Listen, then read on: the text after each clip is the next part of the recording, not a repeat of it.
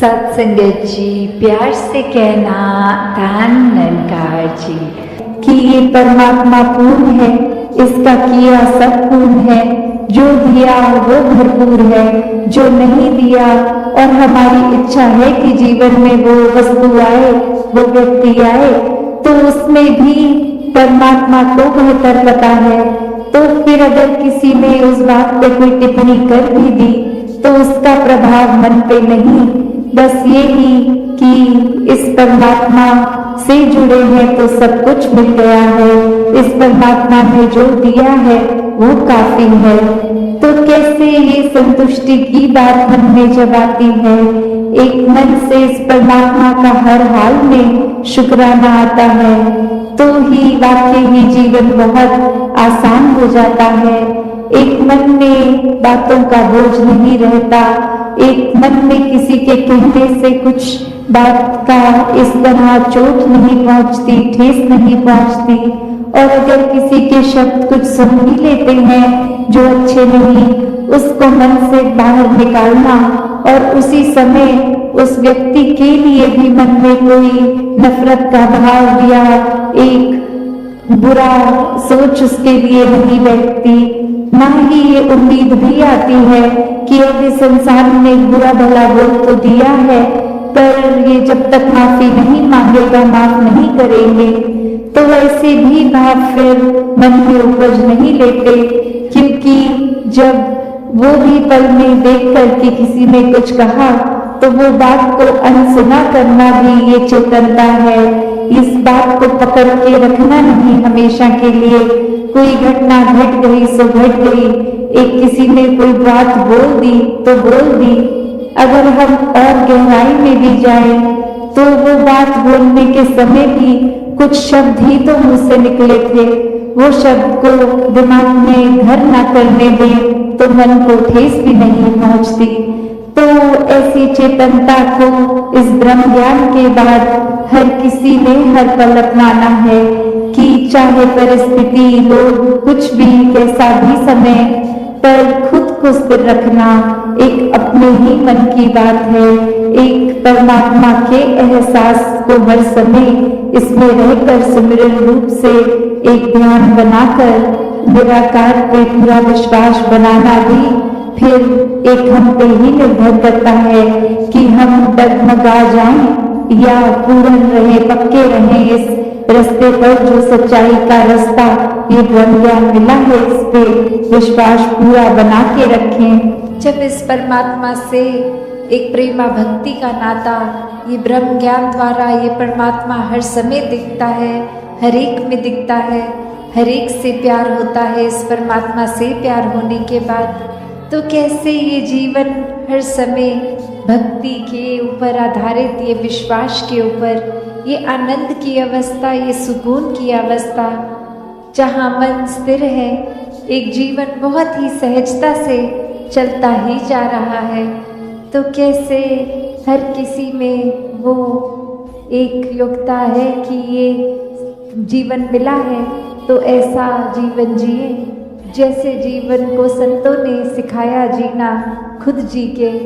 सिर्फ संतों ने कोई बातें नहीं करी कि ऐसा जीवन जियो, ऐसी भक्ति करो, इस तरह परमात्मा में अपने हर पल के एहसास को बनाओ।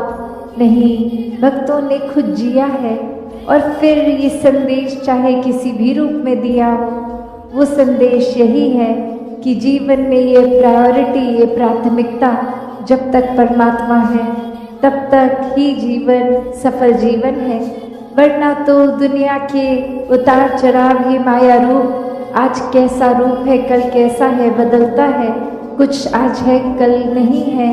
और कैसे हर चीज ये जो बदलती रहती है, ये पूरे संसार ब्रह्मांड में सिर्फ एक ही स्थिर चीज़ है और वो परमात्मा की बात है कि ये परमात्मा जो हम हर समय अंग संग देख सकते हैं, एक ब्रह्म ज्ञान की दृष्टि से, निराकार से जब ये रूबरू रिश्ता बनता है तो हर समय का वास ये निराकार का होता ही है।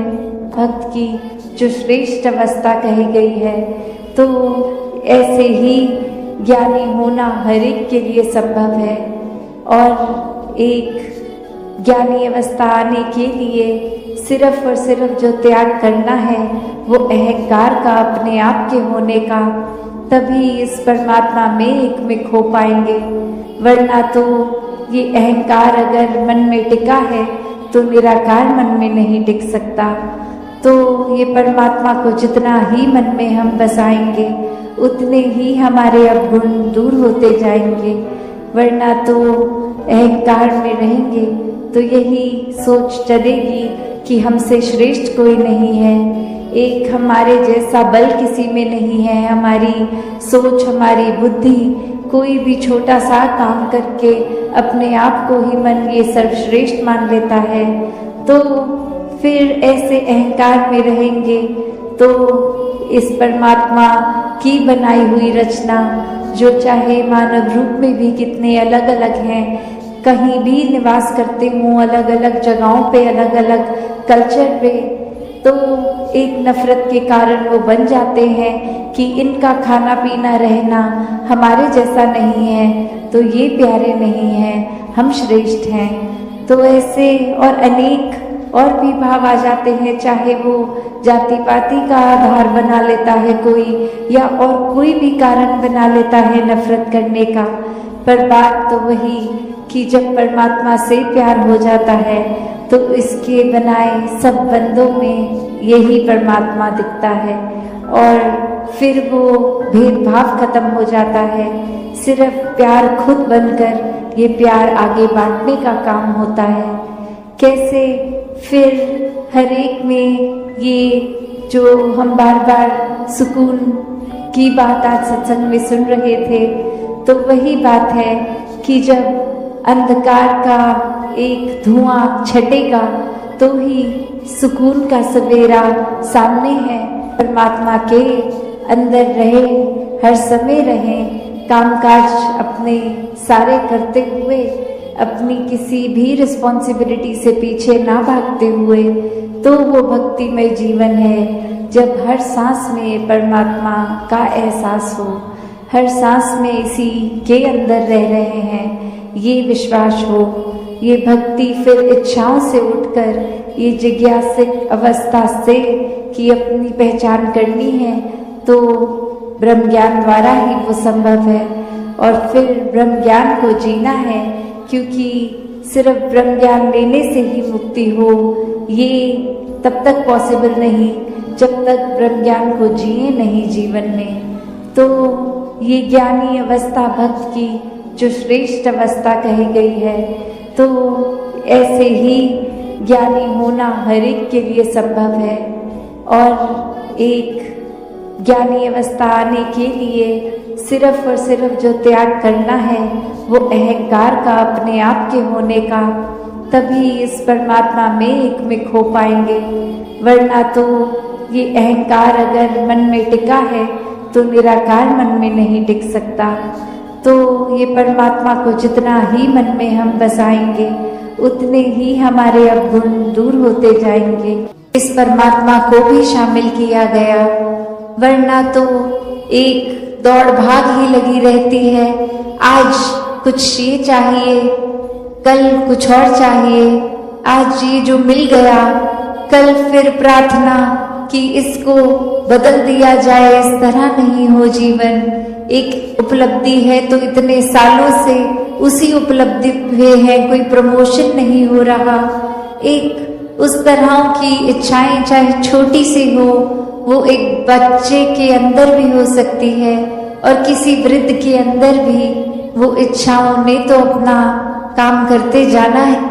तो यहाँ पे आध्यात्मिक रूप जब साथ होता है जीवन में तो समझ आता है कि इच्छाएं मन में आ रही हैं तो अगर पूरी हो रही है उसमें भी हमारी भलाई है, और अगर मन मुताबिक कुछ हो नहीं रहा, इस परमात्मा ने कुछ और चाहा है, तो भी एक इसमें भी भलाई है।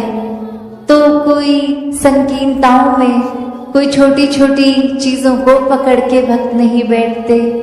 भक्त भी इस परमात्मा की तरह विशाल होते हैं, अपने मनों को विशाल कर लेते हैं कि ये जीवन में इस तरह छोटी बातों में उलझना नहीं है, ये नफरतों के कारण नहीं बनाने।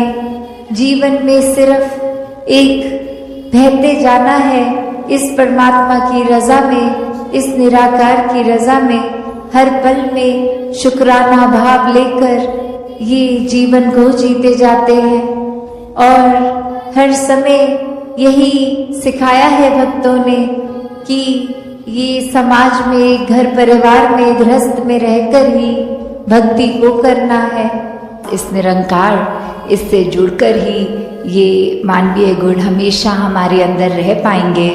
वो गुणों को हमें एक अपने आप को याद नहीं कराना पड़ेगा, बट एक ऑटो पायलट मोड पे हमारा एक पल पल का नेचर ऐसा बन जाएगा कि सिर्फ और सिर्फ हम इस संसार में अच्छे ही गुणों को चुनेंगे, लोगों के अंदर कमियां नहीं देखेंगे, उनकी सिर्फ अच्छाई देखेंगे, अपना दिल को इतना विशाल कर पाएंगे। हम कैसे फिर अपने आप में ही एक जिस रूप में परमात्मा ने हमें बनाया, God made man in his own image, तो कैसे वही इमेज को हम अपना पल पल एक संवारने के लिए ही उस पे काम कर सकते हैं। कि एक जो जानवर होते हैं वो तो फिर भी they stay truth to the nature, कि अगर कोई शेर है तो उसने एक अपना शिकार ही करना है, उसका नेचर है। अगर कोई चिड़िया है उसने उड़ना है, उसका स्वभाव है। तो उस नाते तो ये इंसान का स्वभाव एक मानवता थी, मानवता ही उसकी असली पहचान, उसका असली धर्म। तो फिर क्यों ये एक पशु बनता जा रहा है? अगर देखा जाए तो एक पशु की कीमत होती है, अगर एक शरीर मृतक हो जाए एक इंसान का और जानवर का, तो भी देखा जाता है कि कैसे एक हाथी के चाहे दांत की बात करें, वो आइवरी महंगी, एक चाहे किसी और शेर की या कोई भी एक स्किन की बात की जाए, उनकी हमसे ज़्यादा एक वैल्यू रखने वाली एक इंसान के मरने के बाद उसकी स्किन की, उसकी त्वचा की क्या वैल्यू रह जाती है, उसके दांतों की क्या वैल्यू रह जाती है। तो उस तरह तो ये जानवर एक मूल्य रूप में शरीर अगर ख़त्म है तो फिर भी उनकी तो कदर है, एक वैल्यू है, पर इंसान की नहीं है। इस परमात्मा से अपने मन का नाता जोड़कर फिर वो गुण बन भी जाएंगे और प्रदर्शित भी होगा जीवन में। इस परमात्मा से ये मन का नाता जोड़ना बहुत ही जरूरी है। और कैसे फिर वो मन का नाता सिर्फ कुछ समय का नहीं, हर समय का एक अस्थिर जो जीवन है, एक डगमग स्थितियां हैं, उसमें भी कैसे स्थिर रहना है। तो बात वही, जिसने भी इस परमात्मा को सही मायने में अपने जीवन में, अपने हर एक पल में डाला है, उन्होंने अपना जीवन बहुत ही सहज भी कर लिया है, स्थिर भी कर लिया है। अब कोई भी परिस्थिति मन को डराती नहीं है। एक परिस्थिति कोई खुशी देती है तो कोई दुख, तो ये याद रहता है कि दोनों ही परिस्थितियों में परमात्मा उसी तरह पूर्णता से पूरा पक्का विराजित है। और फिर मन दुख नहीं झेलता, एक ये मान लेता है कि कुछ देर के लिए अच्छी घड़ियां भी आई हैं, दुख की भी आएंगी। एक भागना नहीं है परिस्थितियों से, हर एक परिस्थिति में प्रभु परमात्मा का प्रसाद ही वो परिस्थिति है, उसको उस तरह ही जीना है कि खुद भक्तों ने तो जहाँ अपनी आत्मा का कल्याण कर लिया, इस परमात्मा के साथ ये पहचान करके, और ये जो जीवन में फिर ये एक आनंद की अवस्था, भक्तिमय जीवन की, और वही चाहत कि हर एक तक फिर ये रोशनी पहुँचे। तो वही भाव आज भी जो बार बार संदेश सुन रहे थे, जीवन को व्यर्थ ना गवाओ, इस जीवन में जो करने आए हैं वो उद्देश्य, उसको एक पूरा कर लें, इस परमात्मा को जान के अपनी असल पहचान कर लें। तो बात वही जो एक सार है कि ये जीवन में हमें बहुत ही एक अपनी रिस्पॉन्सिबिलिटीज भी हैं, एक कर्तव्यों का जहाँ पालन करना है वहाँ एक वो करते हुए एक आध्यात्मिक पहलू इस परमात्मा को हर समय के लिए पकड़ के रखना है, इसको एहसास में रखना है, मन में रखना है। तो एक जीवन में जहाँ कितने ही एक रूप हैं, ये रंग हैं, ये माया की जो बात आती है, ये उलझा देने वाली कि सब कुछ सरल है भी तो भी वो कॉम्प्लिकेशंस के कैसे ये कभी कभी चाहे वो दिमाग का अपना ही उपज हो या फिर एक कोई सामाजिक रूप में कुछ चीजें जो जिस तरह नहीं होनी चाहिए उसको वो वैसा रूप दे दिया जाता है। इंसान की फितरत की उस इंसान से तो बात नहीं करेंगे, उसके पीठ पीछे उसके बारे में औरों से करेंगे। तो इस तरीके के जीवन से एक अपने जीवन का सुधार नहीं हो पाएगा। जैसे एक शायर ने भी बहुत खूबसूरती से लिखा कि गलत फहमियों से भी ख़त्म हो जाते हैं रिश्ते, गलती हमेशा कसूर की नहीं होती।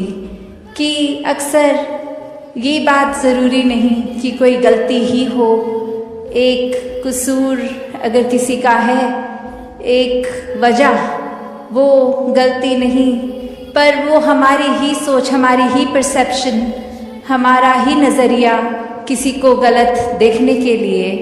और फिर एक वही भाव कि अगर हमने किसी को दोषी करार दे ही दिया है, एक हमने डिसीजन बना लिया है, तो फिर चाहे फैक्ट कुछ भी हो हमारी नज़र में तो वो इंसान दोष के लायक ही है। हमने खुद ही उस इंसान को अपनी नज़र से गिरा लिया, चाहे उसने कुछ ऐसा किया हो ना किया हो। उस टाइम हम अपने दिमाग को, इस चेतनता को, ये रैशनल को भी नहीं एक सामने रखते, बस हमने सोच लिया तो हकीकत ही बन गई वो हमारी।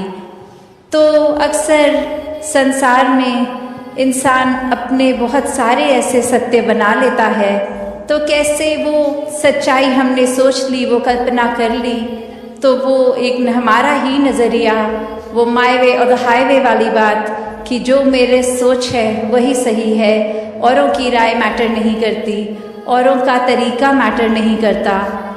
तो ऐसी सोच अगर है तो हमारी ग्रोथ कहाँ है उसमें। एक भक्ति करनी है तो जिम्मेवारियों को सांसारिक रूप, सामाजिक रूप, ये सेवा भाव तभी आएगा सबके प्रति जब अपनत्व का भाव होगा।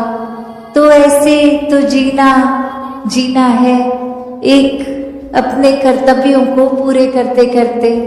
पर हर संत ने समझाया कि इस दुनिया में रहना है, पर इस दुनिया में इस तरह खचित नहीं होना कि इस परमात्मा के प्रति ही ध्यान न जाए। ये स्पिरिचुअल एस्पेक्ट जीवन का इसमें पीछे रह जाए और ये भौतिक जीवन को ही आगे बढ़ाते रहें। तो चीज़ों का इस्तेमाल करते हुए, सदुपयोग करते हुए जीवन जीना है और अंदर से सिर्फ इस आध्यात्मिक जीवन को ही एक ज़्यादा पुश देना है, इसके प्रति, इस निराकार परमात्मा, इसको जानकर फिर इसी की भक्ति में, इस प्रेम में चूर होके जीवन को जीना है। तो कैसे संतों ने जब समझाया कि सफल जीवन ये एक तब है जब आध्यात्मिक रूप से पूर्ण हो, एक महल माड़ियाँ, गाड़ी, उपलब्धियाँ, पढ़ाई लिखाई इत्यादि सब मुबारक है, पर वो तभी सही मायने में मुबारक है जब हर पल में इस परमात्मा को भी शामिल किया गया। जैसे ही ये मन समझ लेता है कि ये शरीर में नहीं हूँ, ये आत्मा का असली रूप परमात्मा है और शरीर ने तो अपनी यात्रा कुछ सालों में करके इसका एक विनाश हो जाना है, तो कैसे ये समर्पित जीवन जिया जाए जब तक जीवन है। तो बात वही एक कहानी के साथ तास अपनी रखना चाहेगी कि एक बार एक गुरु के पास शिष्य आता है जो काफी सालों के बाद, और आते ही अपने गुरु के आगे 1000 सोने की गिनियां दे देता है और ये कहता है कि इतने वर्ष मैंने काम काज किया, और बात मन में यही आती रही कि आपके सामने आशीर्वाद लेंगे जब 1000 गिनियां पूरी हो जाएंगी, और आज ये बोरी भर के आपके पास ये समर्पित करने के लिए आए हैं और आप इसको कबूल कीजिए। वही वो गुरु वो लेकर सामान अपने शिष्य से कहता है कि ठीक है, तुमने ये दी, मैंने स्वीकार करी, और अब ये जो सामने नदी बह रही है, सारी की सारी ये गिनियां उस पानी में बहा दो। और अब वो शिष्य के मन में सवाल कि क्या ये एक क्या ही बात हुई, इतनी मेहनत जो करी कि गुरु को देंगे, और अब वो दे भी दिया, तो उसके बाद वो इसको अपने पास नहीं रख रहे हैं, वो इसको नदी में बहाने को कह रहे हैं। तो वही वो सवाल कि क्या फिर वो समर्पण था कि अगर एक क्या होगा अब उस वस्तु का, जिस तरह हम देना चाह रहे थे वो उस तरह अपनाई नहीं गई, उसको साथ तो कुछ और ही करने को कह दिया।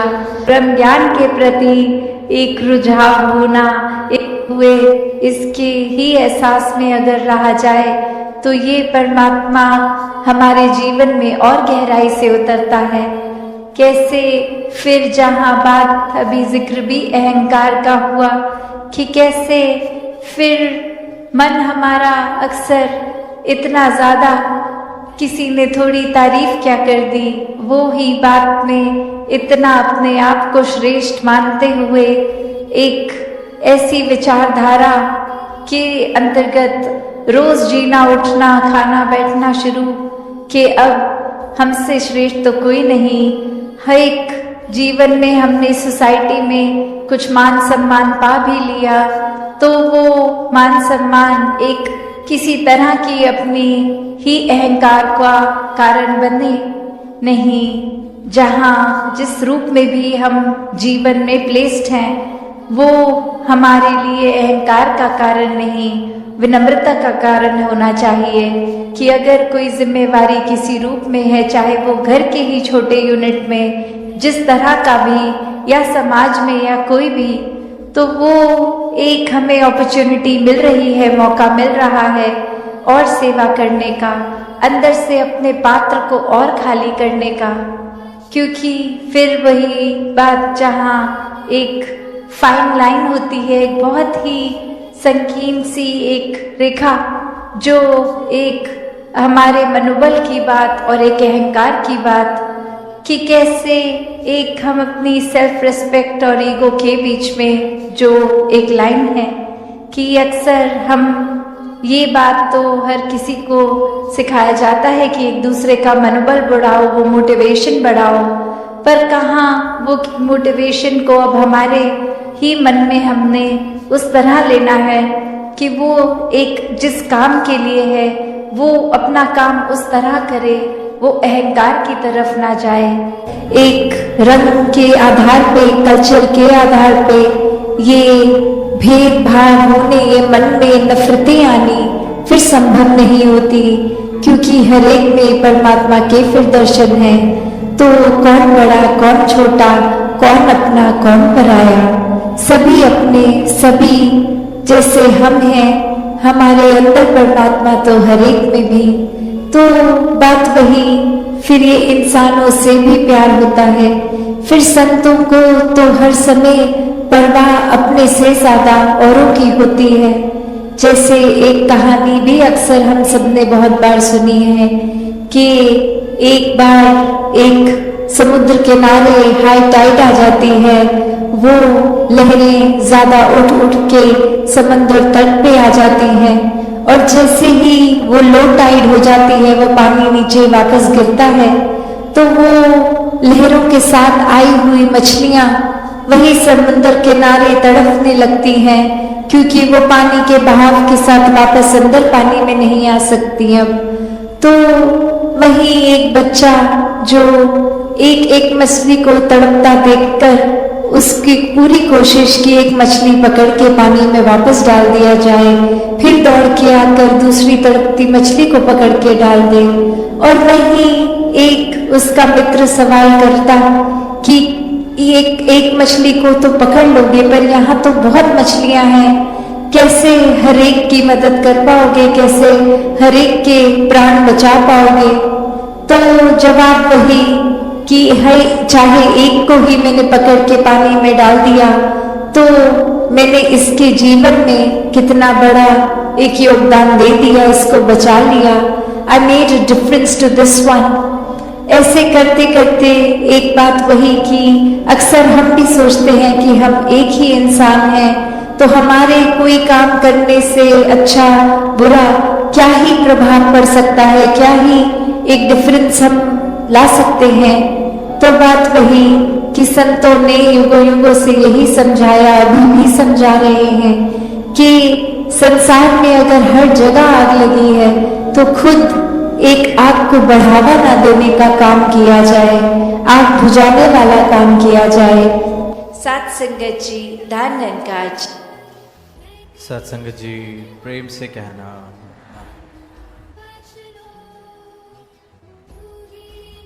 यहाँ बेगमपुर के इस मैदान में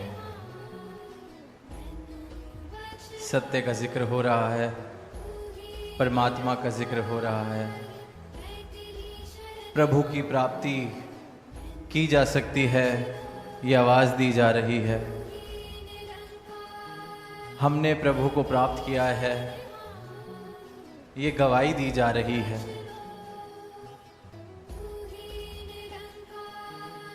और आगे सारे ही मानव परिवार से ये गुजारिश करी जा रही है कि आप भी इस अवस्था को प्राप्त कर सकते हैं। वो अवस्था जो सुख और दुख से परे है, वो अवस्था जो गिले शिकवे से परे है, वो अवस्था जहाँ सिर्फ प्रेम बह सकता है, सिर्फ और सिर्फ प्रेम का प्रवाह है।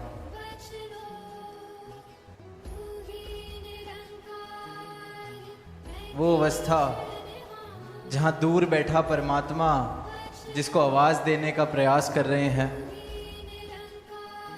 जिसकी पूजा अर्चना कर रहे हैं, वो दूर बैठा परमात्मा जो शायद एक भ्रम है, शायद खुद भी आपको पूरा संदेह है या पूरा विश्वास है कि वो है भी कि नहीं, पर आवाज़ दे रहे हैं, इस परमात्मा को प्राप्त कर सकते हैं। और ये आवाज़ आज से नहीं दी जा रही, युगों युगों से यही आवाज़ सद्गुरु ने और उनके संतों ने दी है। फिर भी यही देखने को मिलता है कि बहुत छोटी मात्रा में किसी का जीवन इस दात को पाके रूपांतरित होता है, पर संत आवाज देते हैं, देते चले जाते हैं। और ये मात्रा छोटी क्यों रह जाती है, उसके पीछे एक ही कारण है कि परमात्मा चाहिए किसी को नहीं, मोक्ष मुक्ति आनंद किसी को नहीं चाहिए। परमात्मा नहीं, पदार्थ की चाहत है, पदार्थ की हसरत है। और क्यों ना हो, जीवन मिला है, संसार को भोगना है, तो अच्छे से भोगा जाए, उत्तम से उत्तम व्यवस्था हो, तो परमात्मा अगर किसी के जीवन में है भी तो वो इसलिए है कि जो हसरतें हैं संसार की उसको पूरा करने के लिए अगर ये परमात्मा कोई योगदान दे दे, इसका नाम जप लें तो कोई काम आसान हो जाए, तो क्या हर्ज है, ले लेते हैं नाम। अभी ये जो अंतिम गीत था, संसार की क्या हालत है, एक एक पंक्ति में फर्क बताया गया है कि इंसान जिसे भक्ति कह रहा है, जिसे इबादत कह रहा है, वो इंसान की अपनी चालाकी के, अपने ही अहंकार के कारण, अपने ही भ्रम के कारण, अपने कुछ प्रयासों को उसने भक्ति का नाम दे दिया है। पर जैसे संसार में हर किसी से व्यापार कर रहा है, वैसे परमात्मा के नाम पे भी उसने व्यापार ही शुरू कर रखा है। कहा कि कुछ पाना है इसलिए नाम लिया जा रहा है, तो ये इबादत नहीं। किसी चीज़ से डर है कि कोई सज़ा ना हो जाए, इसलिए नाम लिया जा रहा है, तो ये भी इबादत नहीं। इबादत तो प्रेम है। प्रभु को पाके प्रभु से प्रेम इस कदर हो जाना कि फिर सिर्फ ये प्रभु ही बच गया। कहीं पढ़ने को मिला था कि एक शराबी, उसने बहुत नाम कमाया अपने गांव में कि इससे बड़ा शराबी किसी ने नहीं देखा। अब अचानक उसने वो शराब पीनी छोड़ दी, तो सारे गांव में चहल पहल मच गई कि इसने, जिसको जाना ही इसलिए जाता है कि ये शराब पीता है, अव्वल दर्जे का ये शराबी है, इसने शराब पीनी कैसे छोड़ दी। तो इतने लोगों ने सवाल पूछा, तो शराबी भी थक गया जवाब देते देते। उसने कहा सबको इकट्ठा करा जाए, पूरा गांव इकट्ठा कर लिया जाए, सबको एक ही बारी में बता देता हूं। अब सारा गांव इकट्ठा हुआ तो सबको कहता है कि यहाँ रोज रोज पैसे खर्चने पड़ रहे थे शराब का इंतज़ाम करने के लिए। फिर मेरे जीवन में धर्म आया, किसी ने धर्म से मुझे मिलवा दिया और उन्होंने कहा कि यहाँ शराब पीनी छोड़ दो, जन्नत में तो नदियाँ बहती हैं शराब की, वहाँ आराम से पी लेना। तो शराब इसलिए छोड़ी गई कि जन्नत में नदियों में डूबेंगे, पैसा भी कोई नहीं लगेगा, जब मर्जी पिए, जितनी मर्जी पिए। इंसान भी यही एक गणित परमात्मा के नाम पे, धर्म के नाम पे कर रहा है। जिस चीज़ की वासना है उसका त्याग करने का नाटक के आगे जाके परमात्मा खुश होगा तो जन्नत में मुझे वो चीज़ दे देगा। जिस चीज़ का डर है उस डर को सार्थक ना होने दें, इसलिए परमात्मा का नाम, कि परमात्मा का नाम ले लूं ताकि मेरा कोई नुकसान ना कर दे, मुझे कोई जन्नत की जगह दोजक में ना भेज दे। और यही भ्रम और यही भ्रमों के आधार पर सारी ही दुनिया चलती चली आ रही है, चलती चली आ रही है। भ्रम इतने पुराने हो गए हैं, इतने पक्के हो गए हैं कि ये भ्रम ही सच बन गए हैं, मेरे अंधविश्वास ही सच बन गए हैं, मेरी अधूरी जानकारियां ही सत्य बन गई हैं। इतना पुराना रिश्ता हो गया है भ्रमों के साथ, इतना गहरा रिश्ता हो गया है सपने के साथ कि अब वही सत्य लगता है। सच्चाई की कोई बात भी करे तो वो इंसान पागल सा लगने लगता है। सपने इतने गहरे, इतने सच्चे हो चुके हैं कि कि मुझे इस बात का भी एहसास नहीं है, इंसान को इस बात का भी एहसास नहीं है कि यूं तो मैं सो रहा हूं। संत आवाज दे रहे हैं जाग जाओ, संत कह रहे हैं उठो जागो, उठ जाग मुसाफिर भोर भई, पर इंसान को यह मालूम ही नहीं है कि मैं सो रहा हूं। इस माया, इस संसार, ये भ्रम, ये संस्कृति, ये जो दुनिया ने मुझे सिखा दिया, पढ़ा दिया, बता दिया कि परमात्मा को नहीं पाया जा सकता, अगर पाना है तो ना जाने क्या क्या तपस्याएं, क्या क्या तप त्याग, कितनी ही बलिदान देने पड़ेंगे। तो इंसान ये बात मान गया है क्योंकि उसको लगता है ये तो बड़ा मुश्किल काम है, कौन ही करे, तो संसार ही ठीक है, संसार को ही भोग लिया जाए। फिर जब संत सदगुरु से ज्ञान लेके, ब्रह्म ज्ञान लेके ये आवाज देते हैं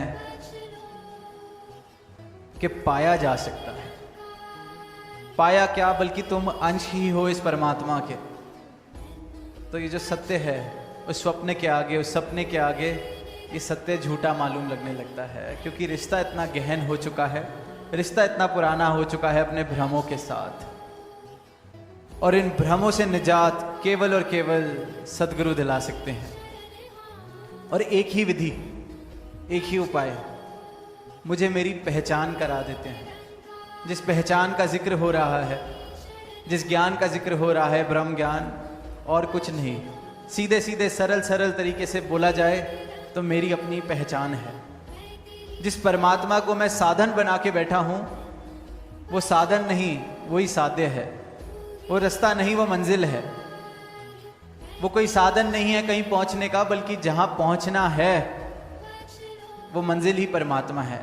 जिस जिसको इस बात का बोध हो गया, मतलब वो ब्रह्मज्ञानी है। ब्रह्म ज्ञान इसी बात का बोध है कि जिसको साधन समझ रहे हो, जिसको दूर समझ रहे हो, जिसको उपयोग कर रहे हो, वो उपयोग नहीं, साधन नहीं, दूर नहीं, वही साध्य है, वही मंजिल है। दूर नहीं है, ये रहा, वास ही उसमें है तुम्हारा। मोह को कहाँ ढूंढे बंदे, मैं तो तेरे पास में। जो ढूंढ भी रहे हैं वो कहीं मंदिर में जा रहे हैं, मस्जिद में जा रहे हैं, तीर्थ में जा रहे हैं, एकांत निवासों में जा रहे हैं। फिर आगे आ रहा है ये पंक्तियां कि ना मैं मंदिर में, ना मस्जिद में, ना एकांत निवास में, मोह को कहाँ ढूंढे बंदे, मैं तो तेरे पास में। इतना करीब जो है, इतना करीब, शारक से नज़दीक अल्लाह है। कुरान कण कण में राम समाया है। हर ग्रंथ में पढ़ रहे हैं, हर संत की वाणी में सुन रहे हैं, दोहरा भी रहे हैं। रोज धार्मिक किताबें, धार्मिक स्थानों पर यही पाठ पढ़ा जा रहा है, रटा जा रहा है, दोहराया जा रहा है, पर कहीं चाहत ही नहीं है बोध करने की। जब अपना काम 15 मिनट, 20 मिनट, आधा घंटा, 1 घंटा रटन करने से चल रहा है, व्यापार अच्छा चलता है, सुबह 1 घंटा नाम ले लो, दुर्घटनाएं टली हुई हैं, शाम को आधा घंटा नाम ले लो, तो उससे आगे की यात्रा करनी क्यों है जब काम ठीक चल रहा है। पर संत यही आवाज दे रहे हैं कि काम तो ठीक चल ही जाना है। ये अवसर तो मिला है कि कल्याण हो सके, जो पाने योग्य है उसे पाया जा सके। कि आत्मा का जिक्र किया जा रहा है कि भटक रही है, इसका कल्याण कर लो। इस प्रभु जिसको साधन बना के बैठे हो वो साध्य है। जिसको सिर्फ चर्चा का विषय बना के बैठे हो वो प्राप्ति के योग्य है। और जिसको तुम भूले बैठे हो वो तुम खुद हो। और इसी बोध का, इसी अवस्था का नाम ब्रह्म ज्ञान है। और ये मानव जन्म जिस जिसको मिला है, जिस जिस के पास ये श्वासें चल रही हैं, ये अवसर है कि इन श्वासों के चलते चलते ये बोध वो हासिल कर सकता है, ये प्राप्ति वो कर सकता है, अपनी आत्मा का कल्याण कर सकता है। क्योंकि ये जीवन की एक व्यवस्था है, जन्म है, मृत्यु है, और उसके बीच में ही ये अवसर है। जिसने तो ये अवसर का उपयोग उठा लिया वो तो बाजी जीत गया। और जो फिर इन्हीं भ्रमों के आधार पर स्वप्न को ही सच मानकर चलता रहा, फिर उसका जागना मुश्किल ही नहीं नामुमकिन हो जाता है। क्योंकि एक सीमित समय हम सबको मिला है इस बोध को करने का, बोध को हासिल करने का, और साथ में सबको ही ये सक्षमता मिली है, सबको योगदान बनाया है, योग्य बनाया है कि इस दात को वो प्राप्त कर सके।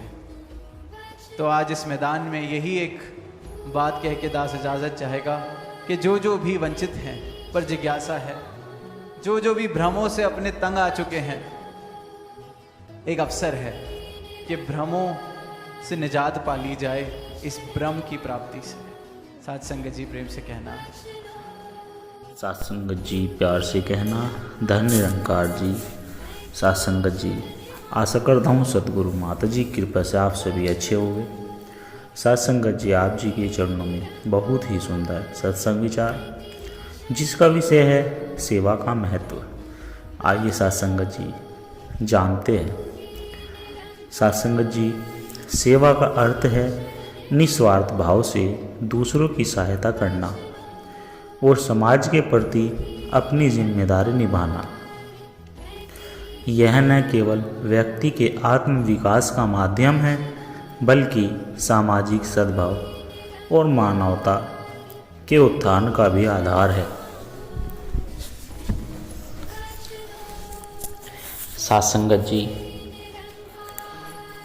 सेवा का महत्व मानवीय मूल्यों का विकास। सेवा से करुणा, सहानुभूति और परोपकार की भावना विकसित होती है, जो व्यक्ति को अधिक संवेदनशील और उदार बनाती है। समाज में सौहार्द, जब लोग एक दूसरे की मदद करते हैं तो समाज में एकता और सहयोग की भावना मजबूत होती है, जिससे एक सशक्त और शांतिपूर्ण समाज का निर्माण होता है।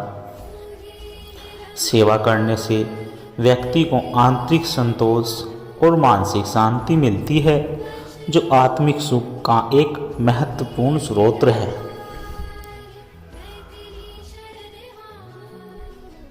सेवा हमें यह सिखाती है कि हम केवल अपने लिए नहीं बल्कि समाज के लिए भी उत्तरदायी है। यह कर्तव्य परायणता की भावना को प्रबल करता है। सेवा से समाज में शिक्षा, स्वास्थ्य, स्वच्छता और अन्य क्षेत्रों में सुधार लाने में मदद मिलती है, जिससे देश की प्रगति सुनिश्चित होती है। सभी धर्मों में सेवा को एक महान कार्य माना गया है। यह ईश्वर भक्ति का एक महत्वपूर्ण अंग है, क्योंकि सेवा ही सच्ची पूजा मानी जाती है। सेवा केवल एक कार्य नहीं, बल्कि एक महान धर्म और जीवन जीने की एक उत्कृष्ट शैली है। जब व्यक्ति निस्वार्थ भाव से सेवा करता है तो न केवल वह दूसरों की जीवन संवारता है, बल्कि स्वयं भी आत्मिक उन्नति की ओर अग्रसर होता है। इसलिए हमें अपने जीवन में सेवा को एक महत्वपूर्ण स्थान देना चाहिए। सत्संगत जी, सेवा का महत्व गुरुवाणी, संतों और कवियों की वाणी में अनेक बार बताया गया है। सेवा को सबसे बड़ा धर्म माना गया है और इसे आत्मिक उन्नति का साधन कहा गया है। सत्संगत जी, सच्चा लंगर। गुरु नानक देव जी अपने शिष्य भाई मर्दाना के साथ यात्रा कर रहे थे। रास्ते में वे 2 गांवों में रुके। एक गांव में लोग बहुत अभद्र और असभ्य थे, लेकिन दूसरे गांव में लोग बहुत ही सेवा भाव से उनका सत्कार कर रहे थे। गुरु नानक जी ने पहले गांव के लिए आशीर्वाद दिया कि वे वहीं रहे, जबकि दूसरे गांव के लिए प्रार्थना की कि वे बिखर जाए। जब शिष्यों ने कारण पूछा तो उन्होंने कहा कि बुरे लोग एक जगह रहे तो समाज को कम नुकसान होगा, लेकिन अच्छे लोग जहाँ जहाँ जाएंगे वहाँ सेवा और प्रेम का प्रकाश फैलाएंगे। इससे सेवा की महिमा स्पष्ट होगी। सेवा कर, फल की चिंता मत कर, जैसे वृक्ष फल देता है। कबीरदास जी कहते हैं कि हमें बिना किसी स्वार्थ के सेवा करनी चाहिए, ठीक वैसे ही जैसे एक वृक्ष अपने फल स्वयं नहीं खाता बल्कि दूसरों के लिए देता है। सेवा का सच्चा रूप यही है कि उसे बिना किसी अपेक्षा के किया जाए। मन चंगा तो कसौटी में गंगा। रेदास जी एक संत और चर्मकार थे। एक बार किसी ने उनसे पूछा कि वे गंगा स्नान क्यों नहीं करते। इस पर उन्होंने कहा कि यदि मन पवित्र है और सेवा भाव सच्चा है तो कहीं भी किया गया कार्य पुण्य ही होता है। इससे यह सिद्ध होता है कि सच्ची सेवा वही है जो मन से की जाए। परहित सरिस धर्म नाही भाई, पर पीड़ा सम नाही अधमाई। तुलसीदास जी कहते हैं कि दूसरों की भलाई करना सबसे बड़ा धर्म है, जबकि दूसरों को कष्ट देना सबसे बड़ा पाप। सेवा भाव से किया गया कार्य ही सच्ची भक्ति और धर्म है। गुरु गोविंद जी ने कहा था, सेवा करत होए निहाल, तीसु भवे निश्चल जन्म सफल। जो भी व्यक्ति निस्वार्थ सेवा करता है वह सदा आनंदित रहता है और उसका जीवन सफल होता है। सभी संतों, गुरुओं और कवियों ने सेवा को सबसे बड़ा धर्म माना है। सेवा हमें सच्चा सुख देती है और हमारे जीवन को सार्थक बनाती है। इसलिए हमें निस्वार्थ भाव से सेवा करनी चाहिए ताकि हमारा जीवन और समाज दोनों समृद्ध बन सके। सत्संग जी, राजा और निर्धन संत की सेवा भावना। प्राचीन काल की बात है। एक बड़े राज्य में वीर सिंह नाम के राजा का शासन था। राजा बहुत धर्मपरायण और न्यायप्रिय था, लेकिन उसे अपने राज्य की भलाई के लिए एक समस्या परेशान कर रही थी। उसके राज्य में लोग सेवा और परोपकार के महत्व को भूलते जा रहे थे। राजा ने कई घोषणाएं की, मंदिरों में दान किया, गरीबों को भोजन दिया, लेकिन फिर भी उसे लग रहा था कि लोग केवल स्वार्थ के लिए जी रहे हैं। एक दिन राजा ने अपने गुरु से इस समस्या का समाधान पूछा। गुरु ने मुस्कुराते हुए कहा, राजन, सेवा का वास्तविक अर्थ तभी समझ आएगा जब तुम स्वयं इसे अनुभव करोगे। गुरु ने राजा को एक निर्धन संत के बारे में बताया जो पास के जंगल में रहता था और निस्वार्थ सेवा करता था। राजा ने सोचा कि वह स्वयं जाकर उस संत से मिलकर सेवा का वास्तविक महत्व सीखेगा। राजा साधारण वस्त्र पहनकर जंगल की ओर चल पड़ा। कई मील चलने के बाद उसने देखा कि एक वृद्ध संत एक छोटे से आश्रम में लोगों की सेवा कर रहे हैं। उनके पास न धन था, न राजमहल, न ही कोई ऐश्वर्य। फिर भी वे हमेशा प्रसन्न रहते थे। राजा ने संत से पूछा, महात्मन, आप इतने निर्धन होते हुए भी इतने संतुष्ट और प्रसन्न कैसे हैं? संत ने मुस्कुराकर उत्तर दिया, बेटा, सेवा ही सच्चा सुख है। मैं यहाँ आने वाले हर व्यक्ति की सहायता करता हूँ, जिससे मुझे अपार आनंद प्राप्त होता है। राजा ने कुछ दिन वहाँ रहने का निश्चय किया और सेवा कार्यों में संत की सहायता करने लगा। उसने देखा कि संत बिना किसी स्वार्थ के भूखों को भोजन कराते, बीमारों की देखभाल करते और दुखियों को साथ न देते। एक दिन एक बूढ़ी महिला वहाँ आई। वह बहुत कमजोर थी और भूखी भी थी। संत ने तुरंत उसे भोजन कराया और अपने हाथों से पानी पिलाया। महिला की आंखों में आंसू आ गए और उसने कहा, बाबा, आपने मेरी जान बचा ली, ईश्वर आपको आशीर्वाद दे। राजा यह देखकर चकित रह गया। उसने संत से पूछा, महात्मा, जब आपके पास कुछ भी नहीं है तब भी आप दूसरों की इतनी मदद कैसे कर लेते हैं? संत ने उत्तर दिया, राजन, सेवा के लिए धन की आवश्यकता नहीं होती, बल्कि सच्चे हृदय और प्रेम की जरूरत होती है। यदि तुमने किसी भूखे को भोजन दिया, किसी दुखी को सहारा दिया, तो समझो तुमने ईश्वर की सेवा की।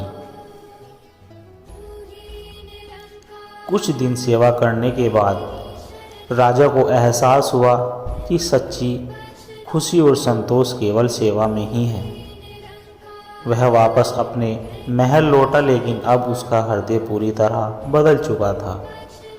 अब उसने अपने राज्य में सेवा भाव को बढ़ावा देने के लिए कई कदम उठाए, जैसे उसने निर्धनों के लिए अन्न भंडार खुलवाए, बीमारों के लिए चिकित्सालय बनवाए, अपने दरबारियों को भी सेवा के महत्व को समझाया। धीरे धीरे राज्य में सेवा की लहर फैल गई। लोग एक दूसरे की सहायता करने लगे और राज्य फिर से समृद्ध और खुशहाल बन गया। सासंगत जी, यह साखी हमें सिखाती है कि सेवा का महत्व केवल दान देने तक सीमित नहीं है, बल्कि सच्ची सेवा प्रेम, करुणा और सहानुभूति से ही की जाती है। जब हम दूसरों की निस्वार्थ भाव से सहायता करते हैं तो हमें आंतरिक शांति और परम आनंद की प्राप्ति होती है। राजा वीर सिंह की तरह हमें भी अपने जीवन में सेवा को अपनाना चाहिए, क्योंकि परहित सरिस धर्म नहीं पाई, पर पीड़ा सम नाही अधमाई। सत्संगत जी, सेवा का सच्चा अर्थ। बहुत समय पहले भारत के एक नगर में राजेश्वर नामक एक प्रसिद्ध व्यापारी रहता था। वह अपार धन संपत्ति का स्वामी था, लेकिन अपने जीवन में हमेशा असंतोष महसूस करता था। उसके पास वैभव था, परिवार था, सम्मान था, परंतु फिर भी वह खुश नहीं था। एक दिन उसने नगर के प्रसिद्ध संत महात्मा आनंद से अपनी परेशानी साझा की। राजेश्वर ने संत से कहा, गुरुदेव, मैंने जीवन में सब कुछ पाया है, धन, मान, सम्मान, सुख सुविधाएं, लेकिन फिर भी मुझे शांति नहीं मिलती। मुझे हमेशा लगता है कि कुछ अधूरा है।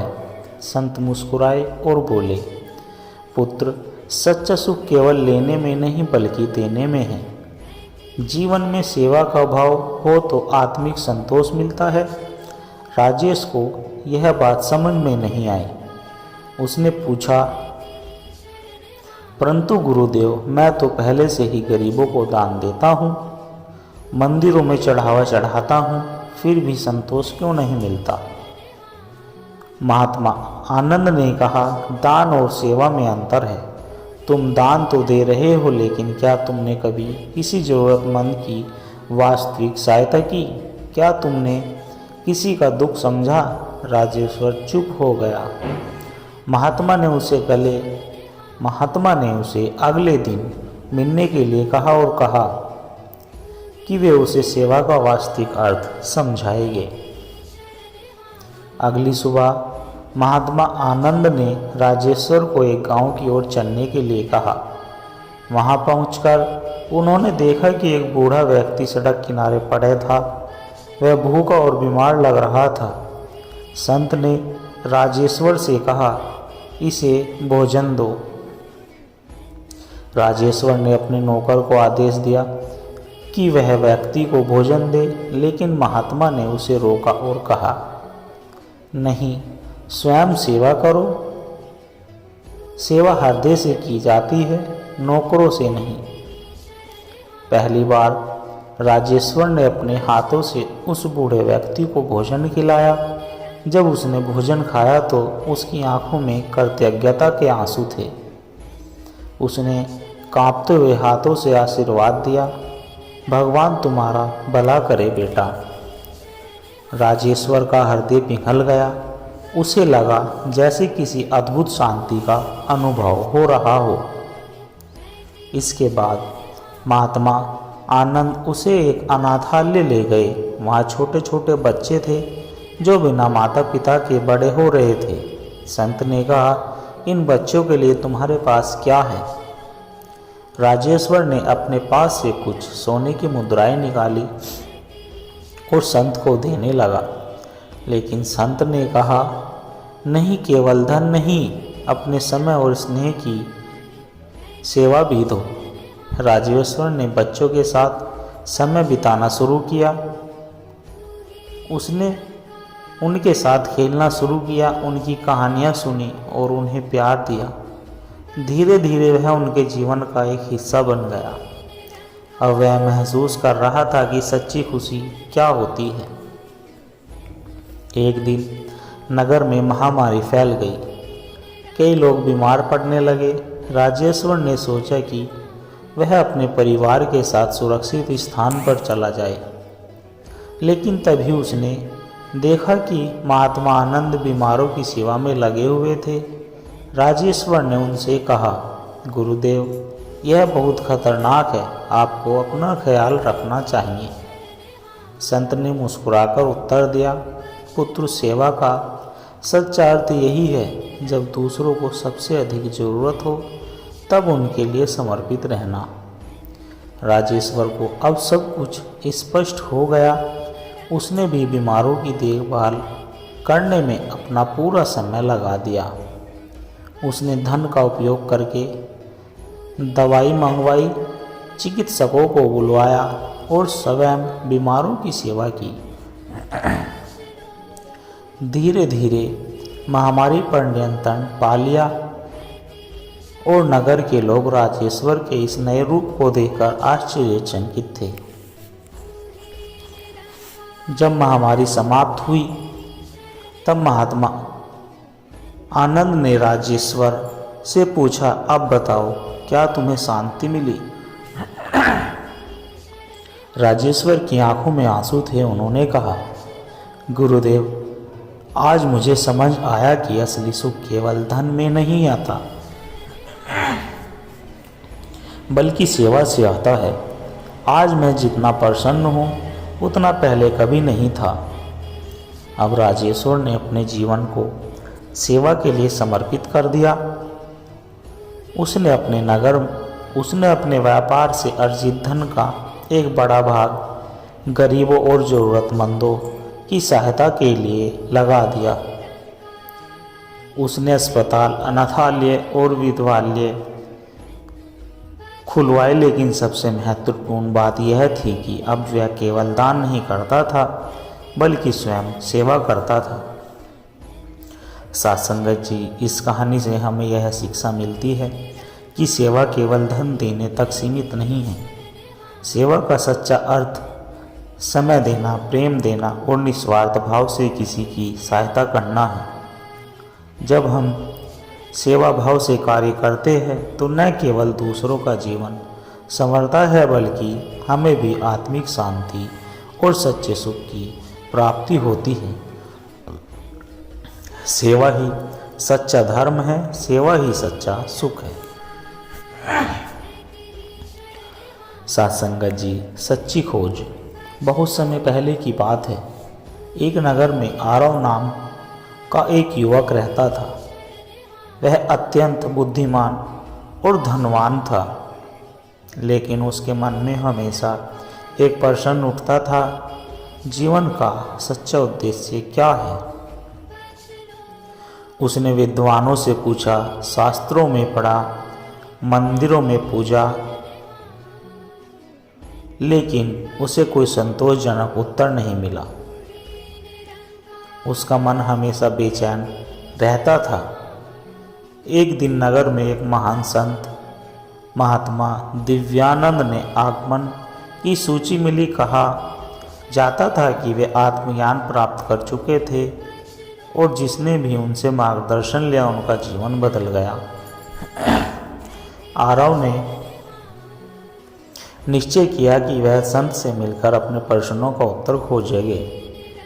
आरव संत दिव्यानंद के पास पहुंचा और विनम्रता पूर्वक बोला, गुरुदेव, मैं जीवन का सच्चा उद्देश्य जानना चाहता हूँ, कृपया मेरा मार्गदर्शन करें। संत ने मुस्कुराकर कहा, बेटा, सत्य की खोज आसान नहीं है, इसके लिए धैर्य और समर्पण चाहिए। यदि तुम सच में उत्तर चाहते हो तो पहले मेरी एक परीक्षा पास करनी होगी। आरव ने सहमति दी। संत ने उसे एक मिट्टी का दीपक दिया और कहा, इस दीपक की लौ को बुझने मत देना। इसे लेकर नगर के चारों ओर घूमो और वापस आओ। यदि लौ बुझ गई तो तुम सत्य के योग्य नहीं हो। आरव ने दीपक लिया और नगर का भ्रमण करने के लिए निकल पड़ा।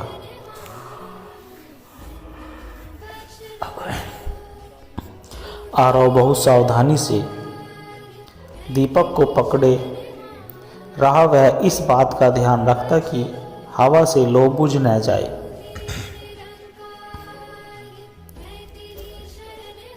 रास्ते में लोग उसे बुलाते, बाजार की चहल पहल उसे आकर्षित करती, लेकिन उसका ध्यान केवल दीपक पर था। वह न तो इधर देखता न उधर देखता, न ही किसी से बात करता। कई घंटे बाद वह संत के पास लौटा और गर्व से बोला, गुरुदेव, देखिए, दीपक की लौ अब भी जल रही है। संत मुस्कुराए और पूछा, अच्छा बताओ, रास्ते में क्या क्या देखा? आरव चौंक गया। उसने कुछ भी नहीं देखा था, क्योंकि उसका ध्यान केवल दीपक पर था। संत बोले, बेटा, यही जीवन का सत्य है। जब तुम्हारा ध्यान केवल अपने लक्ष्य पर होगा तो तुम्हें बाहरी दुनिया की चिंता नहीं होगी, लेकिन यदि तुम्हारा ध्यान इधर उधर भटकता रहेगा तो तुम सत्य को कभी प्राप्त नहीं कर पाओगे। आरव को पहली सीख मिल गई, सत्य को पाने के लिए मन को केंद्रित करना आवश्यक है। संत ने फिर कहा, अगर मैं तुम्हारी दूसरी परीक्षा लूं, नगर में सबसे मूल्यवान वस्त्र लेकर आओ, लेकिन याद रखना, वह चीज़ ऐसी होनी चाहिए जो कभी नष्ट न हो। आरव बहुत उत्साहित था। उसने सोचा, क्या सोना, चांदी या रत्न सबसे मूल्यवान है? वह एक धनी व्यापारी के पास गया और सबसे कीमती हीरा मांगा। व्यापारी ने उसे एक विशाल हीरा दिया और कहा, यह दुनिया का सबसे मूल्यवान रत्न है। आरव संत के पास लौटा और हीरा उसके चरणों में रख दिया। संत हंसते हुए बोले, बेटा, यह मूल्यवान तो है, लेकिन क्या यह सदा रहेगा? यदि यह टूट जाए, चोरी हो जाए या समय के साथ इसकी चमक फीकी पड़ जाए तो क्या? आरव निराश हो गया। वह फिर से नगर में गया और बहुत सोच विचार करने के बाद एक विद्वान से मिला। विद्वान ने कहा, ज्ञान सबसे मूल्यवान है, क्योंकि इसे कोई चुरा नहीं सकता और यह कभी नष्ट नहीं होता। आरव फिर संत के पास लौटा और कहा, गुरुदेव, ज्ञान सबसे मूल्यवान वस्तु है।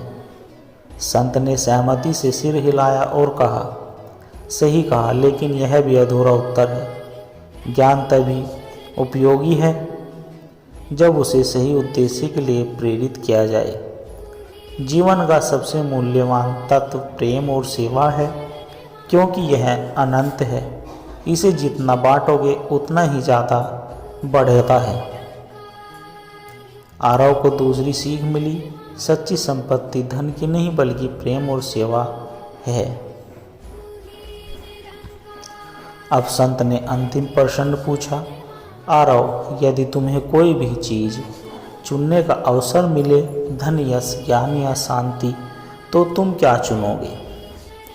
आरव कुछ क्षण सोचता रहा, फिर बोला, गुरुदेव, मैं शांति चाहता हूँ, क्योंकि यदि मन शांत होगा तो ज्ञान भी उपयोगी होगा, सेवा भी संभव होगी और सच्चे सुख की प्राप्ति भी होगी।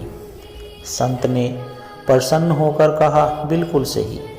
सच्चा आध्यात्मिक मार्ग वही है जो मन को शांति की ओर ले जाए। जब व्यक्ति अपने अंदर की अशांति को दूर कर लेता है तब उसे आत्मज्ञान प्राप्त होता है।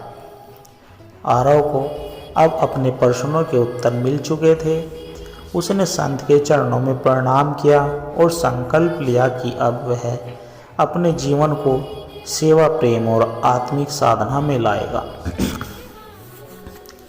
साथ संगत जी, इस कहानी से हमें यह शिक्षा मिलती है कि एकाग्रता और ध्यान जीवन के लक्ष्य को पाने के लिए आवश्यक है। सच्ची संपत्ति ज्ञान, प्रेम और सेवा है, न कि केवल धन। अनंततः आध्यात्मिक शांति की सबसे बड़ा सुख है। जब हम अपने जीवन में बाहरी दुनिया की छाव को छोड़कर आत्मिक शांति और प्रेम की ओर बढ़ते हैं, तभी हम सच्चे आध्यात्मिक मार्ग पर चलते हैं। जो स्वयं को पहचान लेता है वही संसार के सभी रहस्यों को समझ सकता है।